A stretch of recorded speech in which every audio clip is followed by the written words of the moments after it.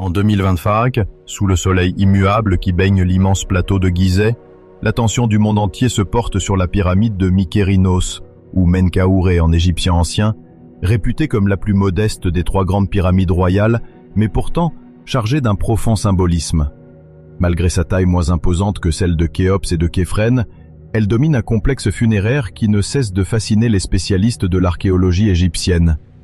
Ce monument, achevé autour de la fin de la 4e dynastie, suscite depuis longtemps l'intérêt des égyptologues pour son parement partiellement constitué de granit dans la partie inférieure et pour son temple avoisinant, à la fois lieu de culte et point de convergence pour les offrandes destinées aux pharaons déifiés. Or, depuis quelques années, divers programmes de recherche ont décidé d'aller plus loin pour mieux éclairer les mystères de cette pyramide, dont l'architecture interne demeure moins étudiée que celle de la grande pyramide de Khéops. En s'appuyant sur des techniques récentes de détection et d'imagerie, la mission Scan Pyramids a pu mettre en évidence des indices jusque-là insoupçonnés, et ces travaux ont permis de cibler plus précisément un secteur situé immédiatement derrière la façade est de la pyramide de Mykérinos. Les sondages préliminaires, rapportés par le média scientifique français Science et Avenir, témoignent de l'existence de deux cavités distinctes, remplies d'air et donc potentiellement vides de tout matériau, situées juste derrière le parement oriental où s'emboîtent d'immenses blocs taillés avec une précision héritée du savoir-faire de l'ancien empire. Cette découverte, qualifiée par les chercheurs de « fait nouveau majeur dans l'étude de la pyramide », intrigue d'autant plus qu'elle se superpose à des données déjà recueillies dans le passé par diverses missions. Les équipes se sont appuyées sur des approches non invasives, poursuivant la logique de préservation stricte du patrimoine archéologique. À l'aide de capteurs sensibles aux rayons cosmiques, la méthode de la muographie a progressivement été mise en œuvre, offrant un moyen d'ausculter l'intérieur de l'édifice grâce à la déviation de particules cosmiques pénétrant le calcaire. Ce même procédé a déjà été employé avec succès pour scruter la pyramide de Khéops, et il a démontré sa capacité à révéler des volumes vides derrière des parois centenaires sans qu'il soit nécessaire de forer ou de creuser. Dans le cas de Mykérinos, les anomalies détectées au contact direct du parement semblent s'apparenter à des poches où l'air circule encore, ou du moins des espaces non remplis de blocs taillés ni de gravats. Des prises thermiques infrarouges ont, de leur côté, mis en évidence de légers écarts de température sur la façade, interprétables comme des indices. S'ajoutant en faveur de ces volumes internes. La répartition exacte de ces deux cavités n'est toutefois pas totalement claire, et la géométrie interne devra être précisée avant toute opération intrusive. Les spécialistes s'accordent à dire qu'elle se situe très près de la surface est, à une profondeur de quelques mètres au-delà de la zone de parement. On ignore encore si elles sont isolées ou si elles communiquent l'une avec l'autre, ce qui pourrait être déterminant pour interpréter leur fonction. Les données recueillies suggèrent des contours irréguliers, possiblement dus à une répartition inégale des blocs ou à un espace volontairement conçu pour alléger la structure. Comme on l'a précisé dans Science et Avenir, l'équipe Scan Pyramids, tout en restant prudente, estime détenir un indice particulièrement convaincant pour envisager une entrée secondaire potentielle. Peut-être une voie d'accès aménagée durant la construction ou un passage symbolique fermé après usage. Il faut se rappeler que chez les anciens Égyptiens, la notion d'accès n'était pas simplement utilitaire. Elle revêtait également une valeur rituelle. Pénétrer dans une pyramide équivalait à traverser un seuil vers le domaine funéraire sacré, et créer plusieurs portes, même dissimulées, pouvait répondre à des impératifs religieux ou pratiques, notamment pour les conduits liés aux offrandes, au transport du sarcophage ou à la circulation des prêtres. Partant de cette hypothèse, des discussions s'animent déjà autour de la possibilité d'une fermeture délibérée après la cérémonie de mise en place du corps royal ou après la consécration des lieux. La découverte de ces vides pourrait aussi relever d'un autre scénario. Les pyramides de l'Ancien Empire comportent parfois, au-dessus de certaines chambres, des espaces de décharge, visant à protéger la voûte en répartissant la pression exercée par les assises supérieures. Or, on sait que la pyramide de Mykérinos, quoique relativement plus petite, fut soumise aux mêmes contraintes d'architecture monumentale, ce qui rend plausible l'idée d'un aménagement technique destiné à préserver l'intégrité de la maçonnerie. Les anciens architectes égyptiens s'arrangeaient souvent pour intégrer divers dispositifs internes, chevrons, remplissage, compartiments tampons, afin d'anticiper d'éventuelles faiblesses structurelles. Il demeure donc envisageable que ces vides détectés grâce au scan soient de simples aménagements, prévus pour soulager ou rééquilibrer le poids des blocs supérieurs. Par ailleurs, l'une des pistes envisagées est celle d'un passage qui aurait été entrepris mais jamais achevé, peut-être en raison de changements de plan survenus en cours de chantier. Les monarchies de l'Ancien Empire ne disposaient pas d'une chronologie rigide pour leurs grands travaux. Des impératifs, politiques ou économiques, pouvaient redéfinir l'ampleur et la forme d'un projet même en phase avancée. Il arrive ainsi que l'on retrouve des couloirs inachevés, des amorces de rampes ou des cavités comblées hâtivement. La pluralité des théories reflète la complexité même de l'architecture funéraire antique, qui évoluait entre exigences de prestige, contraintes techniques et symboliques sacrées.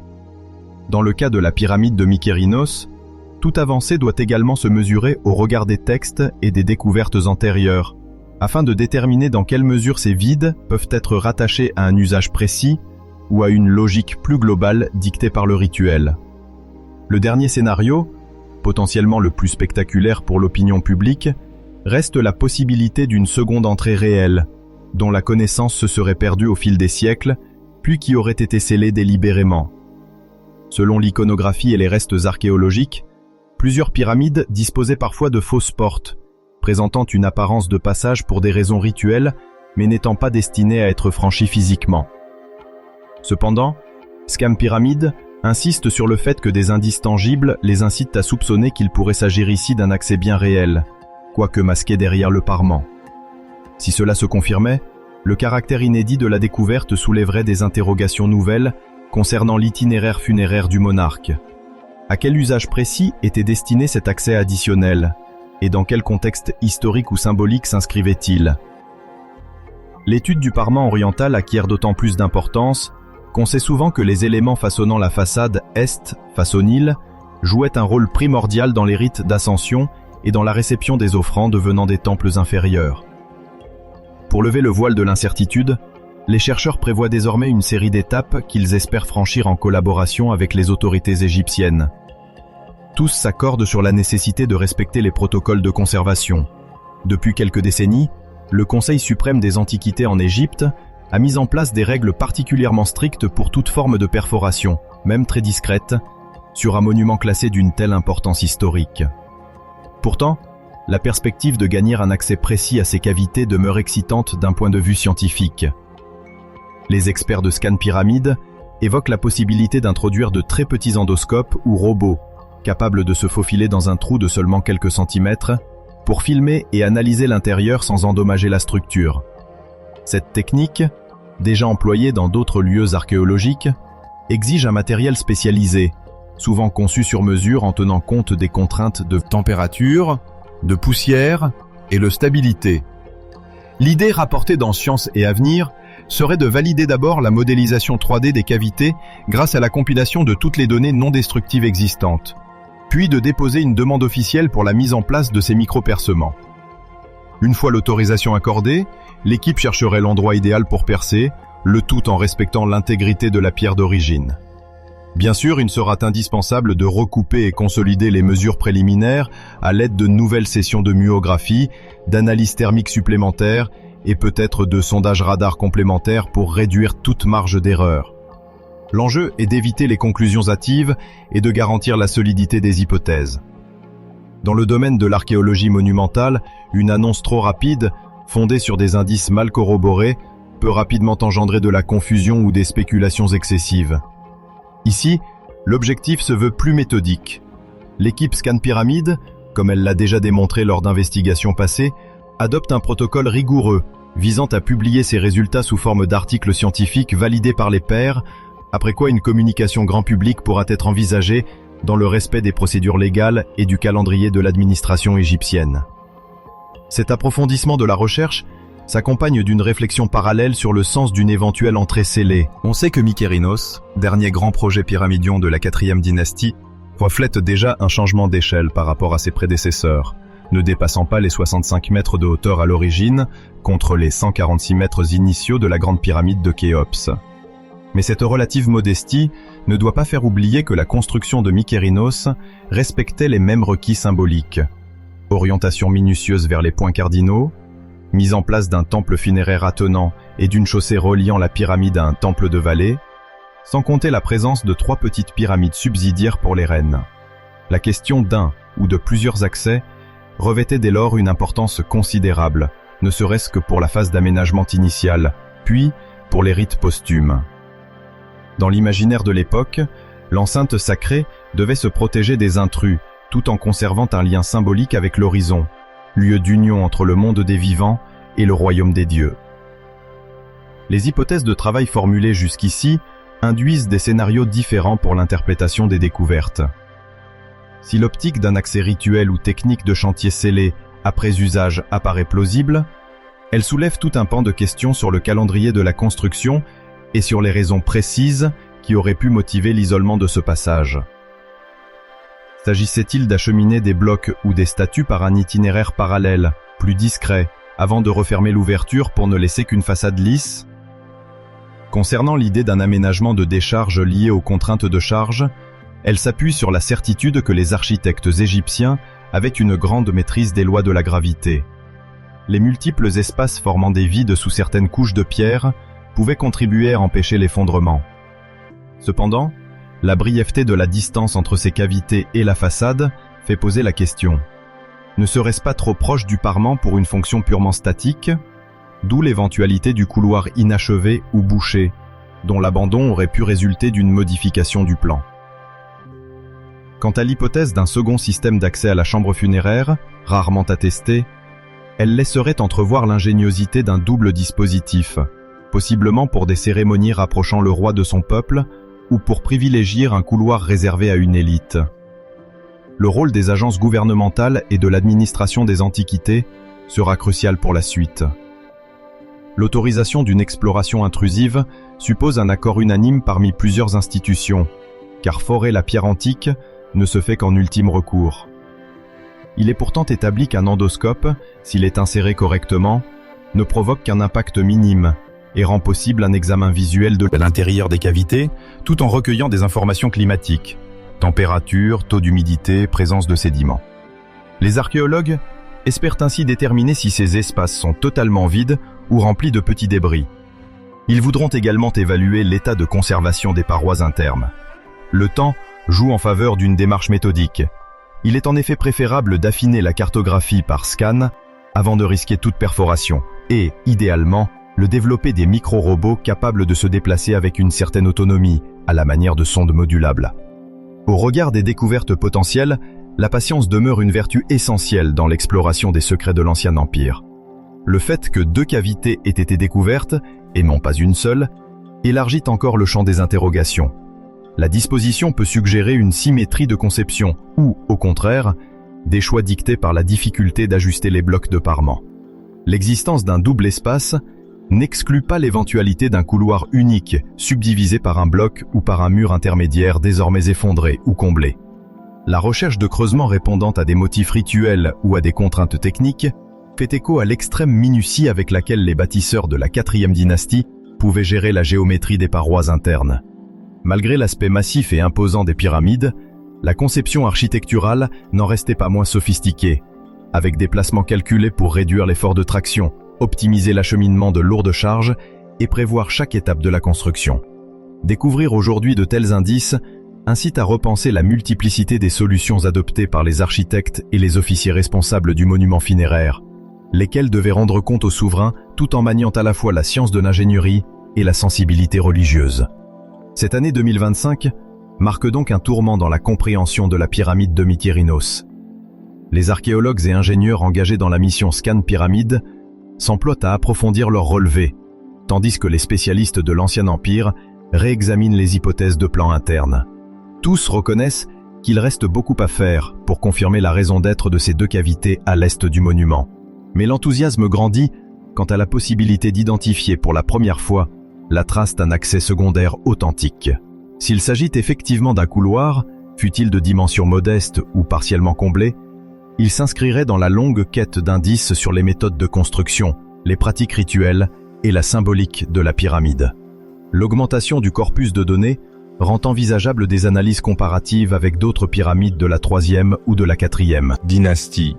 Quoique toute analogie doive être maniée avec prudence, car Mykérinos présente ses caractéristiques propres et un plan plus compact. Cette nouvelle enquête permet d'ailleurs de sensibiliser le public international à la complexité archéologique de Gizeh. Considérée de loin comme un ensemble de monuments semblables, la nécropole révèle en réalité des différences sensibles d'un édifice à l'autre. La pyramide de Mykérinos, souvent reléguée au second plan après Khéops et Képhrène, met en lumière les variations subtiles dans la façon de concevoir un espace funéraire au fil du temps. Les efforts constants pour décrypter ces variations témoignent d'une rigueur scientifique croissante dans la manière de documenter, de préserver et d'interpréter l'héritage laissé par les bâtisseurs de l'Ancien Empire. En fin de compte, les 2 cavités inédites, qui viennent d'être détectées grâce à la muographie et à d'autres techniques complémentaires, renforcent l'idée que même les monuments les plus étudiés peuvent receler des secrets supplémentaires. Le public, qui observe souvent ces structures avec un sentiment d'émerveillement, découvre peu à peu qu'il reste tant à apprendre avant de prétendre saisir pleinement la portée technique et symbolique de ces pyramides millénaires.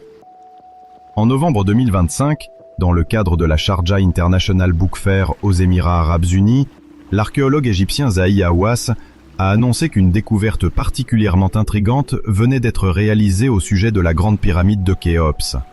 Selon ses déclarations relayées par plusieurs médias, les nouvelles technologies de scanning auraient permis de déceler, à l'intérieur même du monument, un couloir d'une longueur estimée à environ 30 mètres. Cet espace inexploré serait clos par une porte scellée dont l'ouverture et l'étude détaillée n'auraient pas encore été rendues publiques. L'effet d'annonce a été soigneusement entretenu puisque Hawass a promis de dévoiler l'intégralité des résultats en 2026, suscitant une vague d'interrogations et de spéculations parmi les passionnés d'égyptologie et le grand public international, Khaleej Times. Les médias et les curieux du monde entier s'interrogent déjà sur la fonction de ce passage mystérieux, sur sa position précise au sein de la pyramide et sur les secrets qu'il pourrait recéler. Le tout s'inscrit dans un contexte plus large de recherche scientifique qui, depuis quelques années, emploie une panoplie de méthodes non destructives afin de mieux comprendre la structure interne des pyramides de Gizeh. Pour replacer les faits dans leur chronologie récente, on sait que l'exploration par scanning de la Grande Pyramide n'a pas commencé en 2025. Dès 2015, plusieurs équipes avaient mis en œuvre la muographie, une technique basée sur la détection de particules Cosmiques traversant la pierre. afin de repérer d'éventuelles cavités inaccessibles dans ce monument emblématique. C'est ainsi qu'en 2017, un grand vide avait déjà été mis en évidence au-dessus de la Grande Galerie, entre 2 ensembles de blocs massifs. À cette époque, ce vide avait suscité beaucoup d'interrogations car personne ne pouvait confirmer s'il s'agissait d'un simple espace de décharge, d'un couloir, d'une chambre rituelle ou encore d'une zone restée inachevée. Les chercheurs avaient opté pour la prudence, continuant leurs analyses et invitant la communauté scientifique à examiner, compléter ou affiner l'interprétation. Cette prudence est à nouveau de mise aujourd'hui, car la nouvelle révélation évoque un couloir plus clairement délimité, avec une longueur précise annoncée et la mention d'une porte scellée.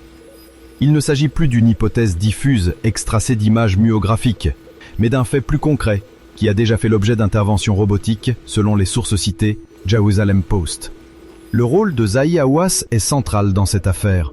Ancien ministre des Antiquités égyptiennes et figure mondiale de l'égyptologie, il a souvent été en première ligne lors d'annonces majeures relatives aux trésors archéologiques de l'Égypte. Son style, parfois spectaculaire, contribue à mobiliser l'attention, et ses détracteurs lui reprochent parfois d'exagérer la portée de certaines découvertes afin de faire sensation. Pourtant, au-delà de l'aspect médiatique, Hawass s'est entouré de chercheurs et de spécialistes reconnus. Lors de la Sharjah International Book Fair, il n'a pas manqué de souligner que les technologies de scanning sont désormais si fines et précises qu'elles permettent d'obtenir une vision de l'agencement interne de la pyramide avec une résolution bien supérieure à celle des décennies passées. À ce stade, seules quelques données préliminaires laissent entrevoir la configuration d'un corridor relativement rectiligne, dont on ignore encore s'il communique avec d'autres zones connues, telles que la chambre de la reine ou les fameuses chevrons disposées au nord de la structure. Les chevrons, cités dans les comptes rendus de recherche, sont ces grands blocs triangulaires superposés, clairement visibles sur la face nord, qui couvre l'entrée officielle et plusieurs espaces internes au niveau supérieur de la pyramide. Certains égyptologues ont longtemps pensé qu'ils cachaient ou protégeaient des corridors auxiliaires, mais rien ne permettait de l'affirmer jusqu'à présent. Selon des fuites publiées dans la presse, des robots spécialisés auraient déjà été introduits dans la zone suspecte pour des opérations de nettoyage et de reconnaissance, Jerusalem Post. Ces dispositifs de pointe, équipés de caméras miniatures, de capteurs thermiques et parfois de scanners laser en format réduit, servent à observer l'environnement sans endommager la pierre. L'emploi de robots est particulièrement crucial dans la Grande Pyramide, car les chercheurs cherchent à éviter toute démolition ou toute perforation lourde qui pourrait fragiliser la structure. L'idée est d'emprunter d'éventuels interstices, rainures ou passages préexistants pour introduire ces machines d'exploration. Si l'on en croit les comptes rendus d'étapes, les robots auraient pu progresser sur quelques mètres dans l'obscurité, cartographier précisément les parois et transmettre des images à haute définition aux chercheurs restés à l'extérieur.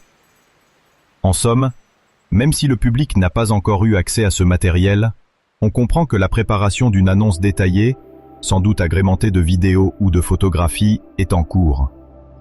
Cet incident rappelle la découverte en 1993 du fameux petit conduit partant de la chambre de la reine qu'un robot nommé Upuot 2 avait exploré sous la direction de l'ingénieur Rudolf Gantenbrink. À l'époque, une porte scellée avec des poignées en cuivre avait été mise au jour, entraînant une vive curiosité internationale. Cette porte, aboutissant à un second mur plus loin, suscite encore des hypothèses variées sur l'existence d'une chambre dissimulée. La découverte du couloir de 30 mètres en 2025 semble potentiellement plus conséquente encore, car la longueur annoncée est nettement supérieure à celle des petits conduites ventilatoires.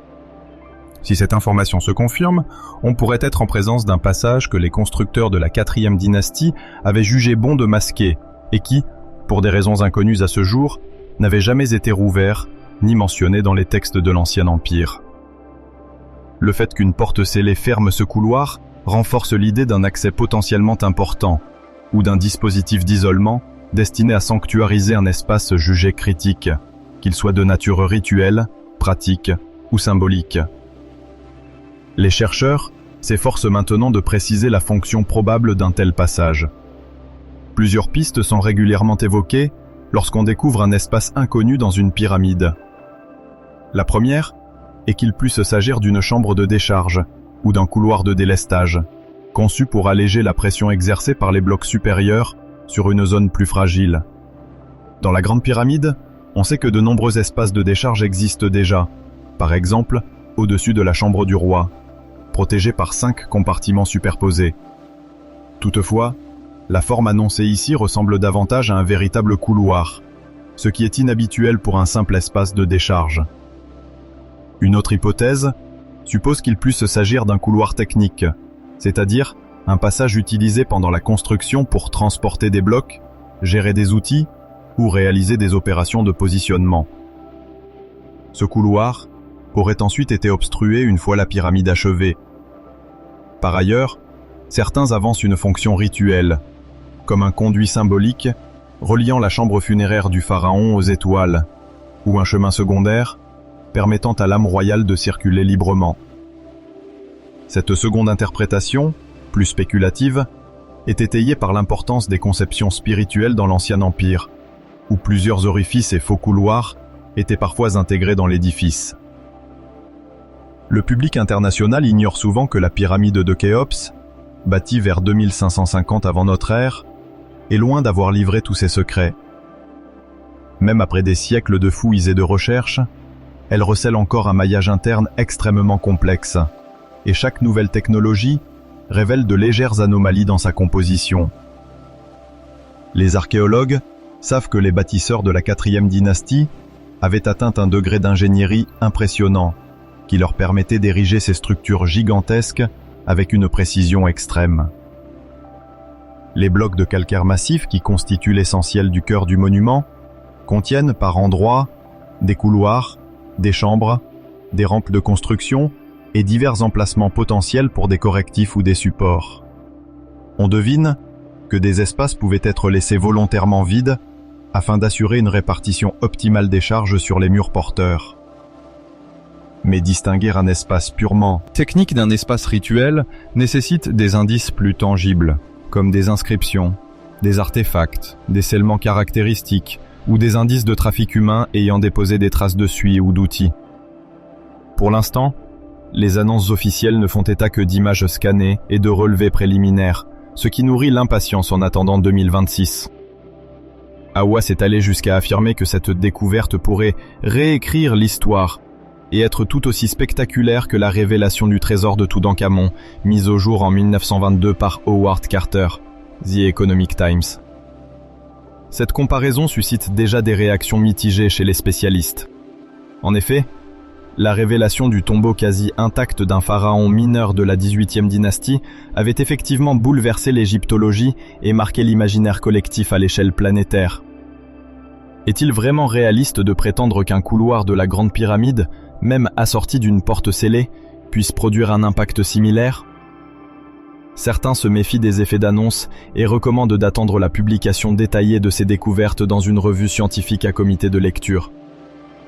La prudence la plus élémentaire exige également de rappeler que des centaines d'espaces internes ont déjà été découverts dans les pyramides, sans nécessairement renverser nos connaissances du monde égyptien antique. Toutefois, si au bout de ce couloir se trouvait une nouvelle chambre contenant du mobilier, des textes ou même des vestiges humains, ce qui est encore hautement spéculatif, il s'agirait incontestablement d'un apport considérable à notre compréhension de la religion et des pratiques funéraires de l'Ancien Empire. En parallèle, l'année 2026 sera déterminante pour clarifier plusieurs aspects que les archéologues souhaitent vérifier. La nature géométrique précise du couloir devra être confirmée. Est-il parfaitement horizontal, légèrement incliné, ou prend-il un virage quelconque ? Les dimensions, au-delà de la simple longueur approximative de 30 mètres, devront être enregistrées avec précision. On attend la hauteur, la largeur, la forme supposée des parois et des plafonds, ainsi que l'éventuelle présence de blocs mis en place pour soutenir la voûte ou pour sceller certains points d'entrée. Son emplacement exact par rapport aux lieux emblématiques de la Grande Pyramide sera aussi crucial. Les premières fuites mentionnent la proximité possible de la chambre de la reine ou d'autres couloirs internes, mais sans rapport visuel direct tant que la porte est scellée. Les blocs composant cette porte devront être soigneusement analysés. En Égypte antique, on procédait parfois à des scellements rituels survitrant la pierre, voire à l'utilisation de mortiers spécifiques permettant d'identifier l'époque à laquelle la zone fut volontairement bouchée. De tels indices, s'ils sont accessibles, permettraient de dater plus précisément la phase d'obstruction et peut-être de comprendre si ce couloir a servi après la mise en fonction officielle du complexe funéraire de Khéops. On sait aussi que la politique de conservation et d'accès au site sera un élément majeur du débat en 2026. Jerusalem Post. La Grande Pyramide est l'un des monuments les plus visités au monde, et on ne peut pas autoriser n'importe quel type de forage ou d'intrusion sans endommager, ne serait-ce que partiellement, la structure. Les autorités égyptiennes, dont le Conseil suprême des Antiquités, devront mettre en balance l'intérêt archéologique de l'exploration d'un espace potentiellement vierge depuis plus de 4500 ans et la préservation à long terme de l'édifice. Il n'est pas exclu que de nouveaux forages mini-invasifs soient envisagés pour y glisser des endoscopes, comme cela s'est déjà fait par le passé. Les robots pourraient alors recueillir des échantillons microscopiques de poussière, de mortier et même photographier l'envers de la porte scellée.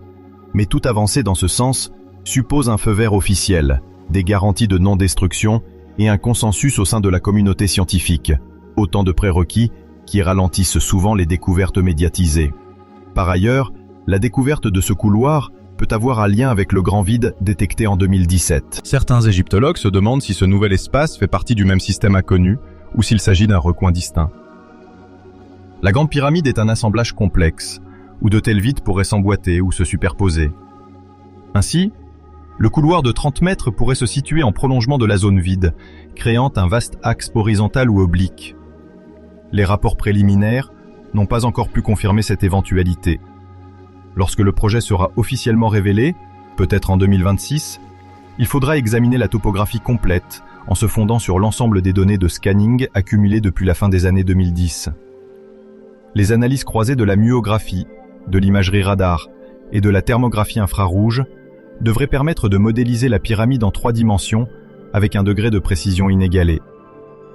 Les enquêteurs espèrent ainsi dresser une carte volumétrique complète de l'enceinte interne, où chaque bloc, chaque vide et chaque couloir sera répertorié, offrant pour la première fois une vision globale de la structure. Cela pourrait, à terme, transformer radicalement l'approche pédagogique et la présentation de la pyramide pour les visiteurs et les chercheurs. Naturellement, l'annonce publique d'un corridor inconnu dans la Grande Pyramide fascine un large public. Les amateurs de mystère et les adeptes de théories ésotériques voient souvent dans ces révélations la confirmation de scénarios exotiques ou de supposées cachettes renfermant des secrets immémoriaux.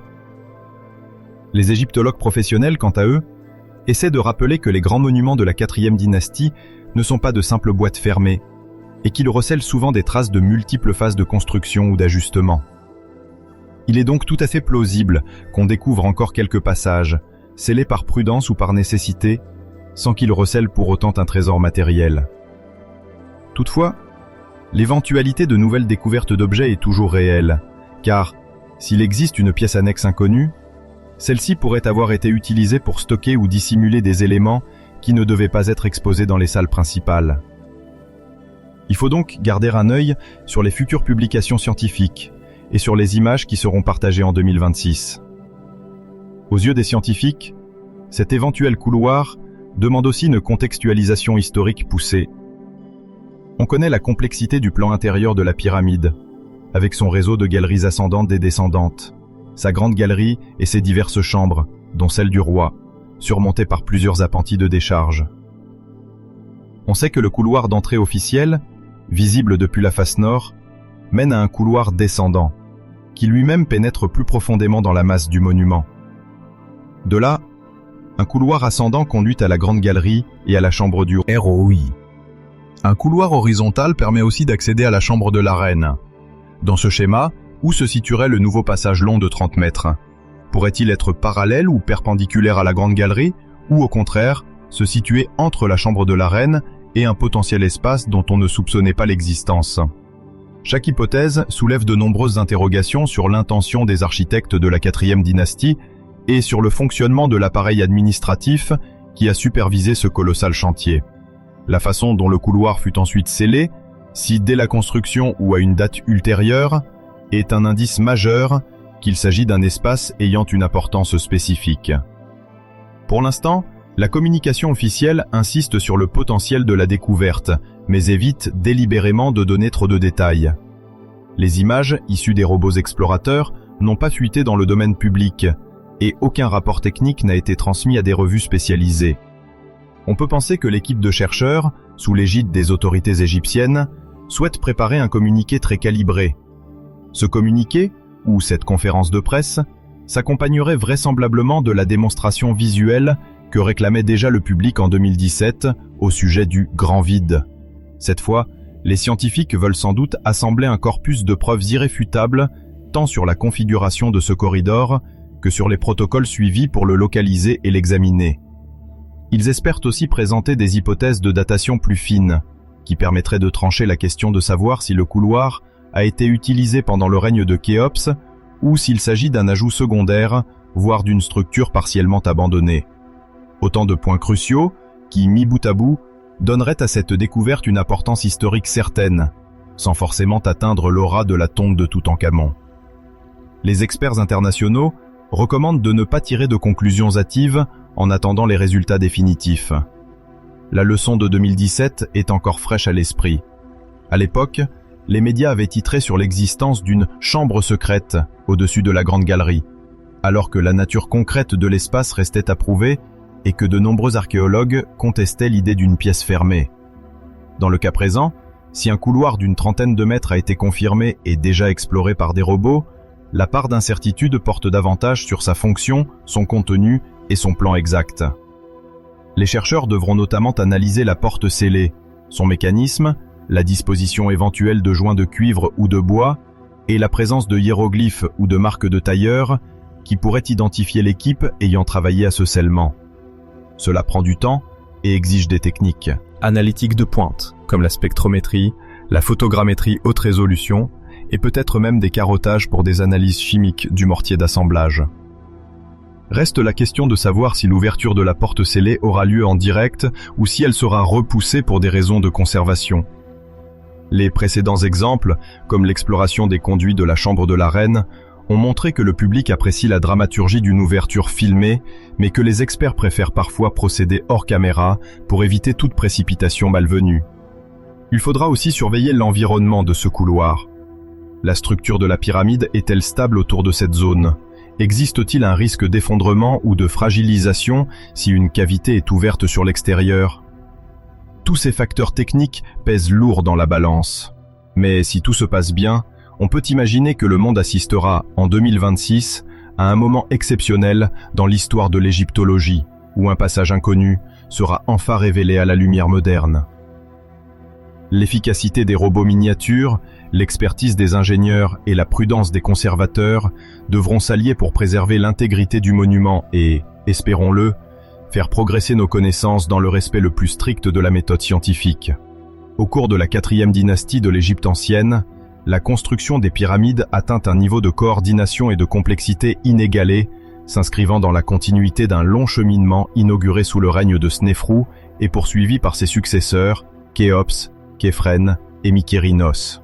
Snéfrou, considéré comme le fondateur de cette dynastie, règne vraisemblablement autour de 2600 avant Jésus-Christ et entreprend à Dachour des chantiers qui marqueront durablement l'architecture funéraire égyptienne.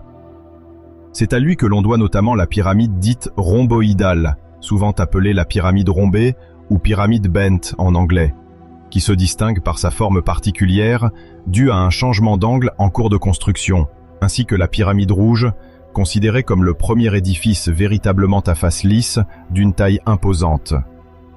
Par ces monuments, Snéfrou pose des fondations conceptuelles et techniques que ses descendants vont perfectionner et adapter aux nécessités de la nécropole de Gizeh, située plus au nord.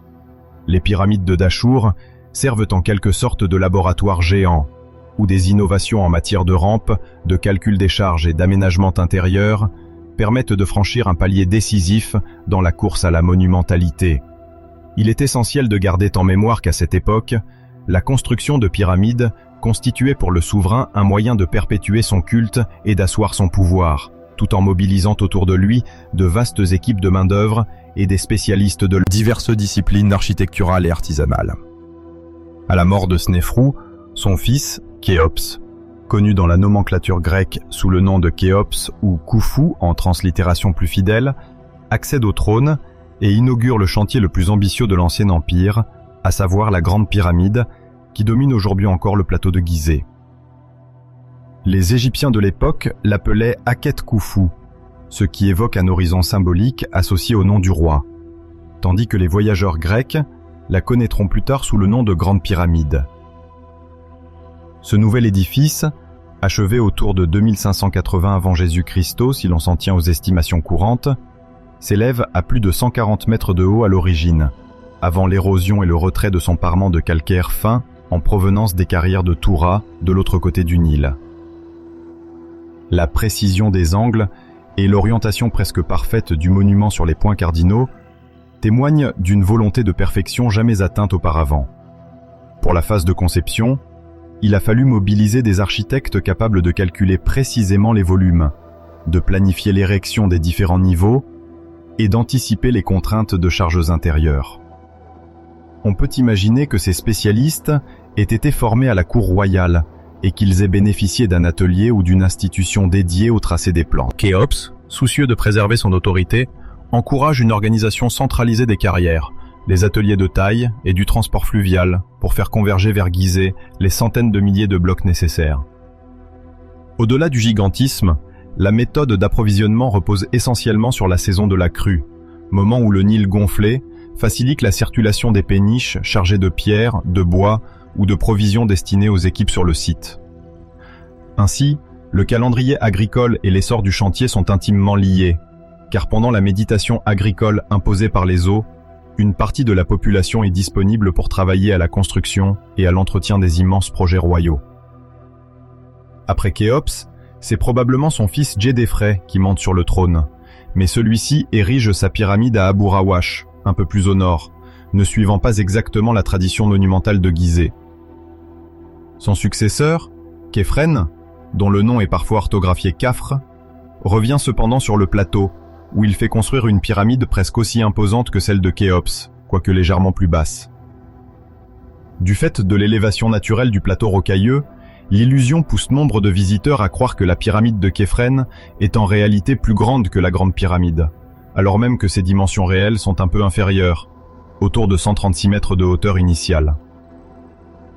Son complexe funéraire comprend le célèbre Sphinx, monument à tête humaine et corps de lion, qui, selon certains spécialistes, pourrait représenter les traits du roi lui-même, et qui se tient comme un gardien symbolique devant l'immense chaussée reliant le temple de la vallée à la pyramide. La chronologie de la 4e dynastie s'articule donc autour de ces projets pharaoniques, qui s'emboîtent dans un schéma d'ensemble régi par l'administration royale. Les scribes, officiers et intendants, s'occupent de planifier la logistique, de répartir les vivres et d'assurer les rotations de main-d'œuvre entre les périodes d'inondation et de décrue. Chaque pyramide exige une préparation méticuleuse, souvent amorcée par une étude du sol rocheux pour s'assurer de la bonne assise de la future structure, et par une planification du tracé des couloirs et chambres internes. Les relevés topographiques déterminent ainsi l'emplacement exact sur le plateau, tandis que les bâtisseurs conçoivent différentes zones du monument: corridors, fausses chambres, galeries de contrepoids et enceintes rituelles. À Gizeh, l'expérience acquise à Dachour sous Snéfrou se consolide et s'applique avec une rigueur accrue. Les angles des arêtes sont calculés afin de minimiser les risques d'effondrement, et l'agencement des blocs dans l'appareil interne suit un plan hivernal et saisonnier, en lien avec la disponibilité des contingents sur place. Après Képhren, next step de l'édification de la nécropole est assuré par Mykérinos, Menkaure, dont la pyramide, plus modeste en hauteur, on l'estime à environ 65 mètres initialement, incarne la 3e géante du plateau. Même si elle est visiblement plus petite, elle n'en reste pas moins considérable pour l'époque et s'accompagne d'un complexe funéraire sophistiqué. À l'origine, la base du monument est habillée de blocs de granit, reflétant un soin particulier apporté aux parements inférieurs. Et l'ensemble architectural comprend un temple funéraire accolé à la pyramide, prolongé par une chaussée menant à un temple de la vallée plus proche du Nil. L'agencement de l'ensemble repose sur une logique fort élaborée, où chaque espace répond à des nécessités rituelles et cérémonielles liées au culte du roi défunt qui y serait honoré au fil des années et des générations suivantes. La raison pour laquelle Mykérinos fit ériger une pyramide plus petite que ses prédécesseurs reste débattue. Certains historiens évoquent une volonté de se distinguer différemment, peut-être en rehaussant la qualité des matériaux plutôt que la hauteur, tandis que d'autres suggèrent que le temps de règne plus court ou des contraintes économiques dictaient le format réduit. Quoi qu'il en soit, la 4e dynastie atteint son apogée artistique et technique sur ce plateau, illustrant la culmination de la culture funéraire de l'Ancien Empire dans un programme coordonné où la succession de pyramides royales demeure à la fois le marqueur d'une continuité dynastique et le reflet d'une compétition symbolique autour de la taille et du prestige. Dans l'histoire fascinante des grandes pyramides de l'Ancien Empire égyptien, la conception architecturale interne représente un défi technique et spirituel crucial. Pour la pyramide de Khéops, aussi appelée Grande Pyramide, les bâtisseurs de la 4e dynastie ont imaginé un réseau élaboré de couloirs descendants et ascendants destinés à canaliser la circulation, protéger la chambre funéraire et peut-être offrir un chemin rituel au pharaon défunt. Une des merveilles les plus célèbres demeure la Grande Galerie, grand corridor incliné qui s'étend sur une hauteur notable et relie plusieurs niveaux internes. Au-dessus de la chambre dite du roi, de multiples espaces de décharge se superposent en petites salles, séparées par des blocs massifs surmontés de chevrons, mis en place pour atténuer la pression exercée par la formidable masse de pierre et préserver l'intégrité du sanctuaire royal. Depuis le 19e siècle, les archéologues tentent de percer ces secrets, questionnant la fonction précise de chaque passage. Les récents progrès de la muographie, de la thermographie et de la détection radar accentuent l'intérêt pour ces volumes. Des signaux laissent pressentir l'existence d'un couloir inédit d'environ 30 mètres et peut-être scellé à une époque reculée, susceptible de redéfinir l'agencement interne de Khéops. La présence d'un tel passage remettrait en cause l'ancienne cartographie de la pyramide, souvent considérée comme quasi exhaustive, malgré les zones d'ombre demeurant dans Fonqueur. Les spécialistes s'accordent à dire qu'au-delà de la chambre enterrée, du couloir montant et de la chambre de la reine, il existerait encore des espaces inconnus, restés inaccessibles depuis des millénaires. Les données préliminaires indiquent que ce nouveau couloir pourrait relier, d'une manière encore imprécise, la partie supérieure de la structure, peut-être en lien avec la grande galerie ou un autre espace de décharge. Certains envisagent également la possibilité qu'il s'agisse d'un corridor cérémoniel ou d'une zone de service utilisée uniquement lors de la construction, puis dissimulée lorsque la pyramide fut achevée. Les études muographiques, qui mesurent la pénétration de particules cosmiques à travers les blocs, se sont révélées particulièrement utiles pour détecter d'éventuels vides. Si la découverte se confirme, elle exigerait de nouvelles analyses, voire un sondage plus invasif via un endoscope ou un robot, afin de déterminer la fonction réelle de ce mystérieux passage. En parallèle, l'attention des chercheurs se tourne vers la pyramide de Mykérinos, connue également sous le nom de Menkaure, troisième monument emblématique du plateau de Gizeh, construit vers la fin de la 4e dynastie, environ une génération après Képhren. Plus petite que Khéops et Képhren, d'environ 65 mètres de hauteur, elle se distingue par un parement en granit sur sa partie inférieure, partiellement conservé, qui lui confère une apparence différente. À l'intérieur, le plan est plus compact, avec des couloirs et des chambres plus restreints. Toutefois, les nouvelles révélations dues aux méthodes d'exploration par imagerie ont mis au jour 2 cavités dissimulées derrière le parement oriental, des poches d'air encore inexpliquées. On ne peut qu'émettre des hypothèses quant à leur fonction, servant peut-être de zone amortissant les contraintes de charge, de reliquats d'un couloir secondaire abandonné, ou d'espaces rituels voués à des cérémonies précises.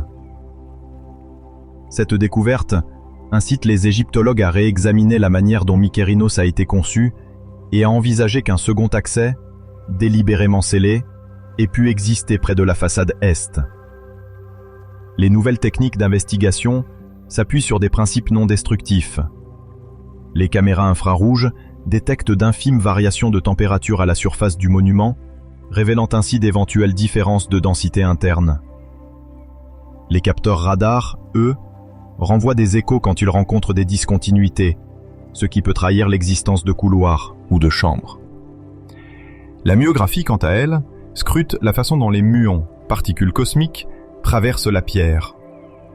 Si ces muons passent plus rapidement dans une partie, c'est qu'il y a un vide ou une densité moindre. Dans le cas de Mykérinos, plusieurs de ces méthodes ont convergé pour signaler la présence d'espaces creux jouxtant la façade orientale. Un constat jugé fiable, bien que leur géométrie exacte reste incertaine. Les chercheurs envisagent actuellement un protocole de micro-percement permettant de glisser un endoscope miniaturisé, si les autorités égyptiennes donnent leur accord. Un tel dispositif permettrait d'observer l'intérieur de la cavité sans affecter la solidité globale de la pyramide, répondant à une exigence primordiale de préservation du patrimoine.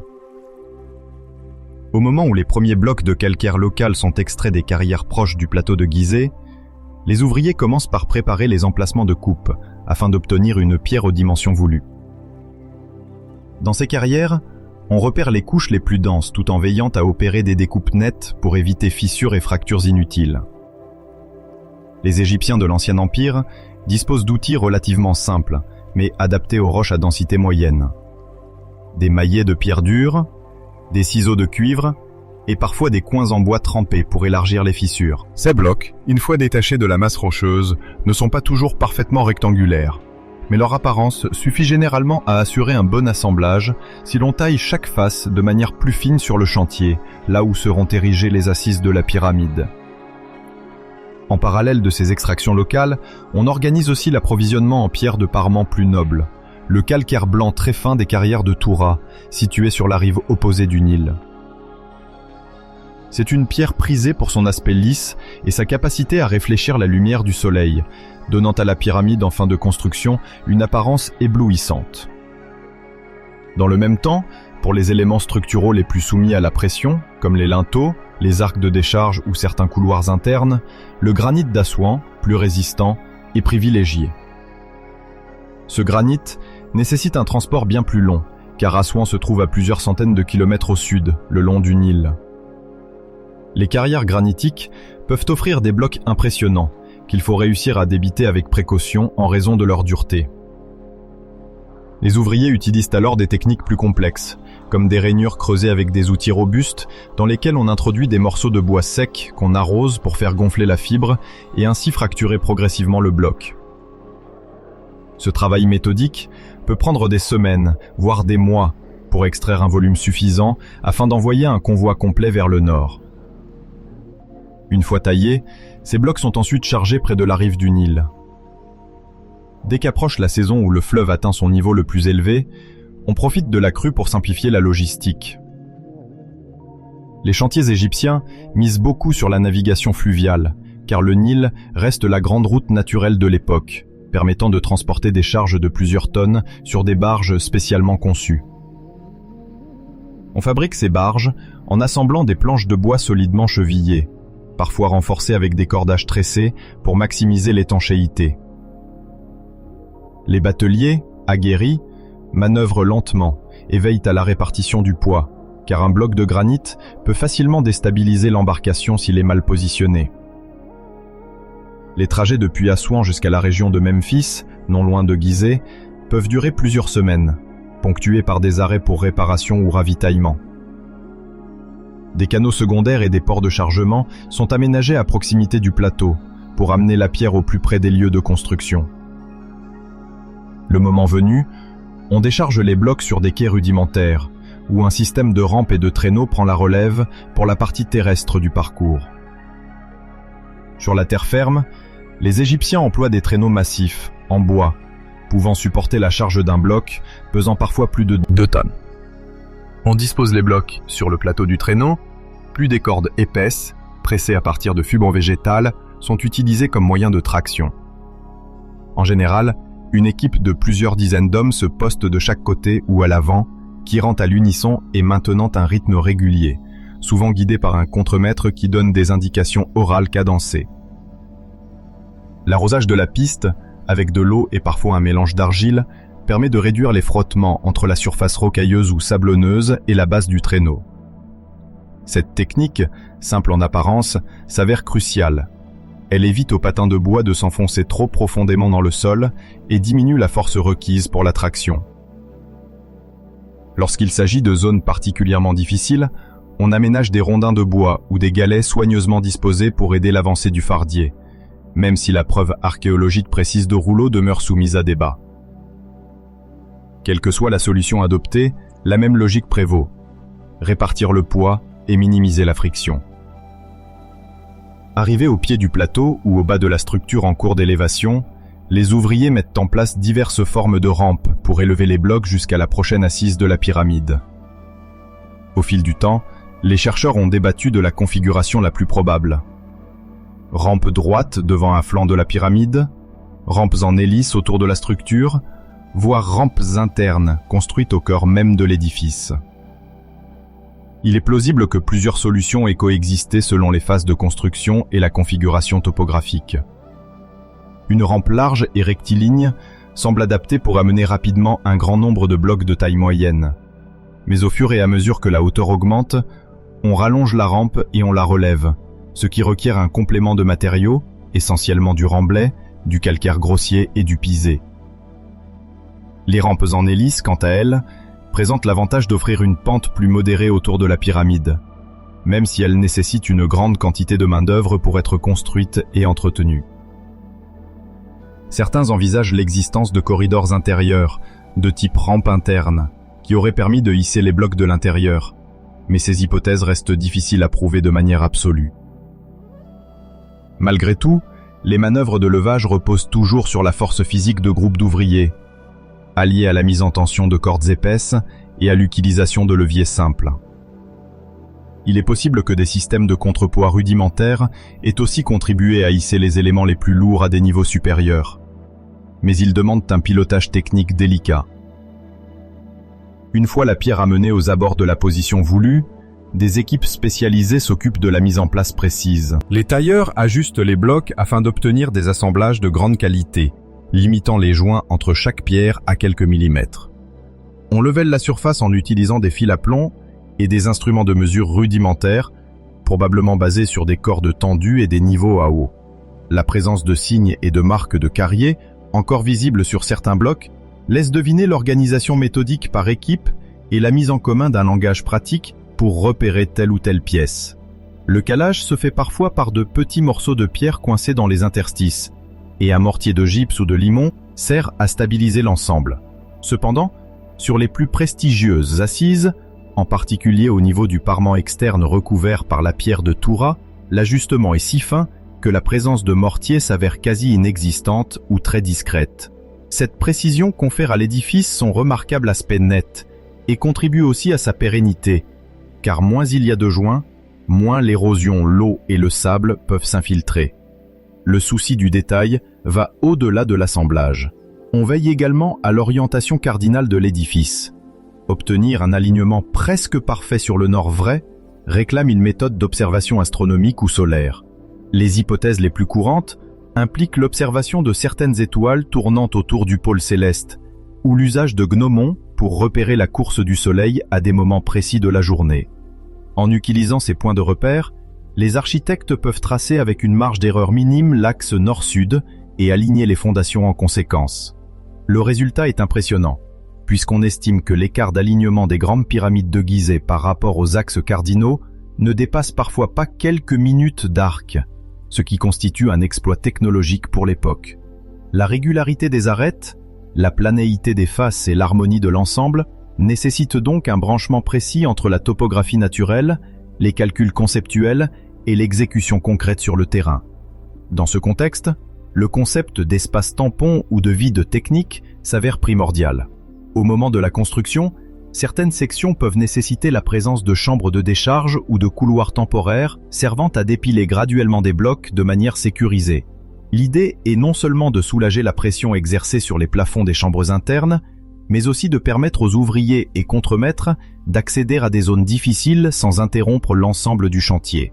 Parfois, des couches de blocs posées en chevron au-dessus d'un couloir principal forment un espace vide entre la voûte et les blocs supérieurs, évitant qu'une trop grande contrainte ne pèse sur le point central. Il n'est pas question Ici de grandes salles, conçues pour le passage humain, mais plutôt d'espaces techniques, invisibles une fois la pyramide achevée. De plus, la mise en œuvre de ces espaces peut se dérouler par étapes successives, en laissant volontairement un vide qui sera partiellement comblé ou stabilisé ultérieurement une fois la structure principale bien installée. Les ingénieurs cherchent à anticiper les tassements et les déformations éventuelles, de sorte que la pyramide conserve sa forme globale sans compromettre la sécurité intérieure. Ces vides font partie intégrante de la stratégie d'édification, au même titre que les rampes et les assises soigneusement réparties. Au fur et à mesure que la pyramide s'élève, les tailleurs de pierre se préoccupent du façonnage final des blocs de parement. Ainsi, le calcaire de Toura, uniformément clair et lisse, est taillé pour donner un quadrillage presque parfait à la surface extérieure. L'effet, sous le soleil intense de la vallée du Nil, est souvent décrit comme éblouissant, transformant l'édifice en un point focal qui incarne la majesté du pharaon. Ces blocs de parement sont ensuite ajustés avec une attention particulière. On s'assure que leur face externe corresponde à l'inclinaison voulue pour chaque rang. L'angle de la pente générale, souvent autour de 51 degrés ou 52 degrés, est choisi en tenant compte de la stabilité et de la volonté de s'élever vers le ciel.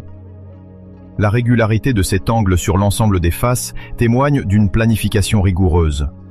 Au niveau des angles de la pyramide, on peaufine davantage encore la découpe pour s'assurer que les arêtes restent nettes et rectilignes. Dans le même élan, on vérifie constamment la tolérance entre un bloc et son voisin, afin qu'aucun intervalle ne vienne rompre le continuum visuel.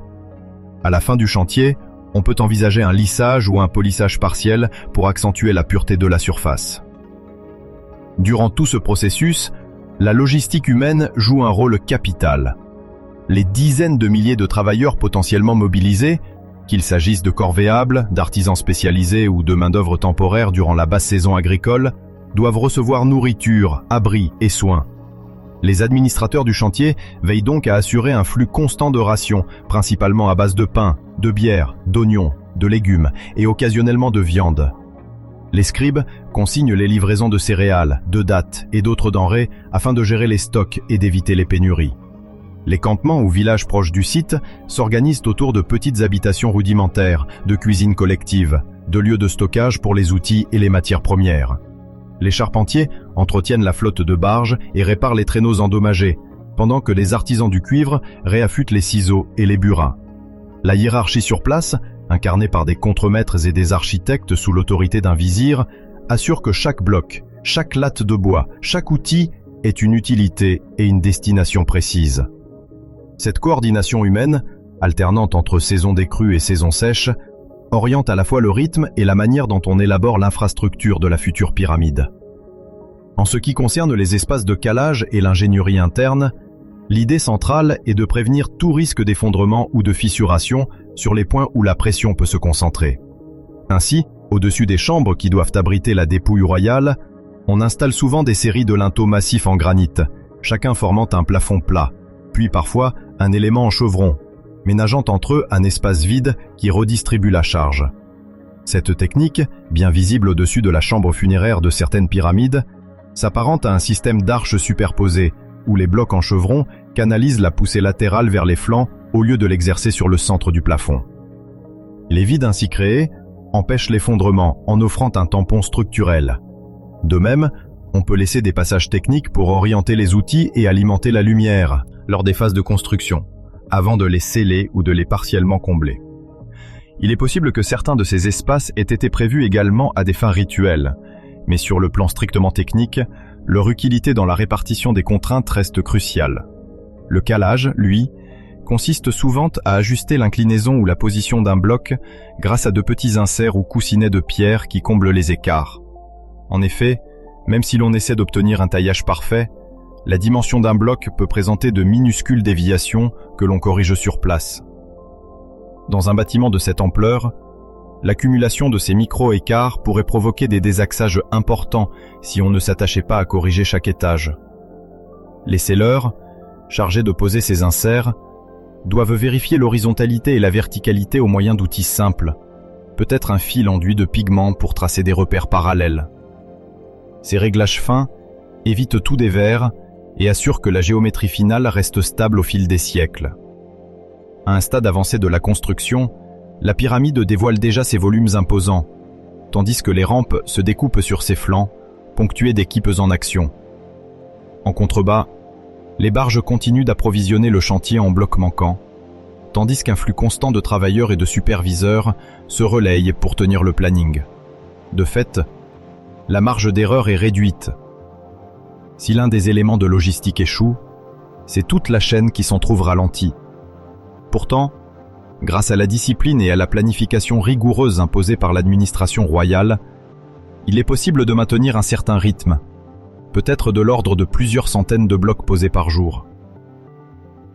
Une bureaucratie attentive veille à annoter chaque livraison et chaque consommation de matières premières, pour s'assurer que la ponctualité et l'efficacité du projet demeurent exemplaires. Les scribes suivent également de près la rotation des équipes afin d'éviter l'épuisement, car la traction continue de gros blocs ou l'excavation de la roche sollicite énormément les forces physiques. Dans ce même esprit, on suppose que la répartition des tâches se fait selon les compétences. Il y a des experts pour la coupe du calcaire, d'autres pour l'extraction du granit, des charpentiers voués aux barges et aux engins de levage, et ainsi de suite.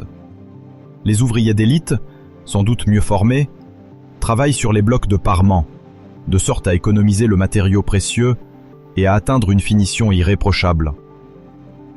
Les grands chantiers de l'Ancien Empire s'appuient donc sur l'interdépendance de ces métiers.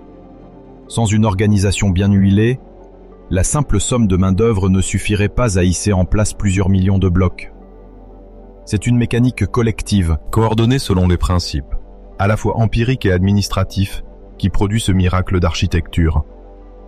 Une fois l'édifice terminé, la rampe principale est démontée, puis la plupart des débris de remblai sont réutilisés pour aplanir ou combler des zones autour du complexe funéraire. Le sommet de la pyramide peut recevoir la pose d'un pyramidion, peut-être en granit recouvert de métal précieux, symbole ultime de la finalisation. Les assises visibles près du sol peuvent être soignées ou rester brutes si le parement initial ne les recouvre pas complètement.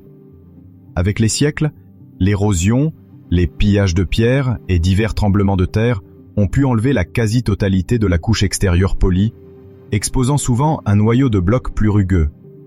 Malgré tout, la structure maintient sa monumentalité grâce à cette ingénierie née d'un long processus de sélection des matériaux, de transport méthodique et d'ajustement constant.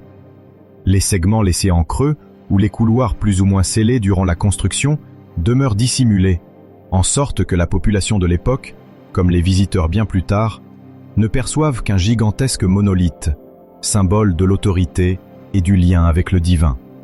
Les qualités d'exécution, mesurées aujourd'hui, suscitent l'admiration. Les tolérances d'appareil s'observent dans la planéité des pierres, leur angle parfait, ainsi que dans la manière presque hermétique dont elles s'imbriquent. À l'approche de la base, les blocs peuvent être plus volumineux et grossiers, tandis qu'en s'élevant, on cherche un ajustement plus délicat. Les ingénieurs de l'Ancien Empire ont certainement tenu compte des charges exercées sur la pyramide, davantage concentrées au bas de la structure. Dès lors, l'existence d'espaces tampons plus hauts n'est pas superflue. Elle répartit les contraintes et contribue à la pérennité de la superstructure. Ces mêmes espaces peuvent aussi correspondre à un phasage, où l'on termine d'abord la partie centrale et où l'on comble ou redirige certains vides lorsque l'on atteint un stade constructif déterminé. Sur le chantier, les chefs de travaux devaient enregistrer chaque opération pour éviter tout conflit entre la progression de la superstructure et l'entretien de ses volumes internes. Les plus grandes pyramides, contenant de multiples couloirs et chambres, témoignent de la maîtrise progressive acquise au fil des règnes, tirant leçon des difficultés rencontrées sur des monuments antérieurs. En dernier lieu, on ne saurait négliger l'importance du temps et de l'expérience empirique accumulée.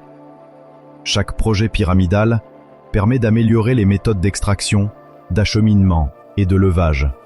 Les architectes affinent leurs calculs concernant l'angle idéal, la hauteur optimale et les outils de mesure les plus fiables. Les équipes d'ouvriers deviennent plus expérimentées, comprenant mieux la manière de manœuvrer un bloc sur un traîneau, de corriger un alignement en cours de route ou de gérer la lubrification de la piste. C'est cet héritage qui culmine dans les grands chantiers de Gizeh, où des prouesses de précision se combinent à une logistique extrêmement bien orchestrée.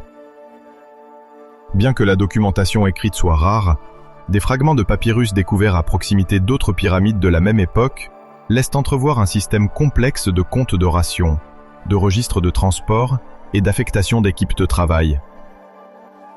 D'une part, on veut s'assurer qu'aucun groupe ne ralentisse la progression globale. D'autre part, on vise à maintenir la discipline et la motivation, sans doute soutenue par des rituels et une forte implication idéologique autour de l'édification du monument funéraire royal. Tout cela signifie que, pour l'observateur moderne, la grandeur des pyramides ne se résume pas à la taille monumentale. C'est la synthèse d'une technique aboutie, d'une logistique implacable et d'un savoir-faire humain déployé à grande échelle. Le résultat final inspire donc des sentiments variés. D'abord, la stupéfaction face à l'ampleur du travail accompli grâce à la simple force musculaire et au sens de l'organisation. Ensuite, la curiosité envers ces vides et couloirs cachés, véritables témoins de la savante architecture interne. Même si les Égyptiens ne formulent pas de théorie mathématique écrite sur la statique et la résistance des matériaux, leur usage empirique de rampes, de traîneaux, de systèmes de calage et de chambres de décharge prouve une compréhension aiguisée des principes physiques impliqués. Le tout concourt à produire cette silhouette imposante dont les proportions parfaites n'ont cessé de fasciner les générations ultérieures. Quand on observe le plateau de Gizeh, on saisit l'importance cruciale de ces opérations de taille, de manutention, de transport fluvial et de levage sur site, car, sans ces procédés, la vision grandiose qui habite l'esprit d'un pharaon ne pourrait devenir réalité. Ici, la pierre est bien plus qu'un matériau. Elle est un vecteur de pouvoir, un élément de longue durée qui ancre la mémoire dynastique dans le paysage désertique et résiste à l'épreuve du temps. Au cœur des conceptions funéraires de l'Égypte ancienne, l'idée que le pharaon, une fois disparu, puisse accéder au domaine céleste occupait une place fondamentale. Les architectes de l'époque soucieux de garantir à leur souverain un passage sûr vers l'au-delà, multipliaient les constructions mystérieuses, parfois scellées, afin de préserver le caractère sacré de ce voyage. Les conduits que l'on découvre au sein des pyramides, parfois assimilés à de simples moyens de ventilation, revêtaient également une forte dimension symbolique. Les Égyptiens associaient volontiers les étoiles circumpolaires à un foyer spirituel où les âmes royales venaient séjourner. Ainsi, toute ouverture discrète, toute mince galerie, pouvait nourrir la conviction qu'elle servait à guider l'essence même du pharaon dans sa traversée vers l'éternité. L'enjeu n'était pas seulement d'ériger un monument grandiose, mais de mettre en scène un dispositif quasi rituel, assurant la communication entre le monde terrestre et celui des dieux. Dans ce contexte, les portes scellées participaient d'une véritable dramaturgie architecturale. En les fermant de manière irréversible, on actait symboliquement le passage de l'édifice d'un chantier profane à un sanctuaire inviolable. D'aucuns imaginent qu'une fois les cérémonies accomplies, une dernière maçonnerie serait venue obstruer le chemin par lequel la dépouille du souverain avait transité. Cette opération de fermeture définitive marquait le moment précis où la pyramide passait du statut de lieu de construction à celui de sépulcre sacré, hermétique aux vivants. Dans la même manière, la présence de fausses portes dans les tombes privées ou dans les complexes funéraires royaux s'inscrivait dans cette logique de dialogue avec l'invisible. Malgré leur nom, ces fausses issues jouaient un rôle fondamental. Elles offraient un point d'intersection entre l'univers physique et le domaine spirituel. Selon la vision égyptienne, l'esprit du défunt, libéré de son enveloppe corporelle, pouvait franchir ces seuils surnaturels pour aller recevoir les offrandes, puis regagner sa demeure funéraire. La porte, bien que scellée ou simplement représentée en bas-relief, devenait un vecteur rituel permettant aux morts de se manifester tout en maintenant l'intégrité spatiale du monument aux yeux des vivants.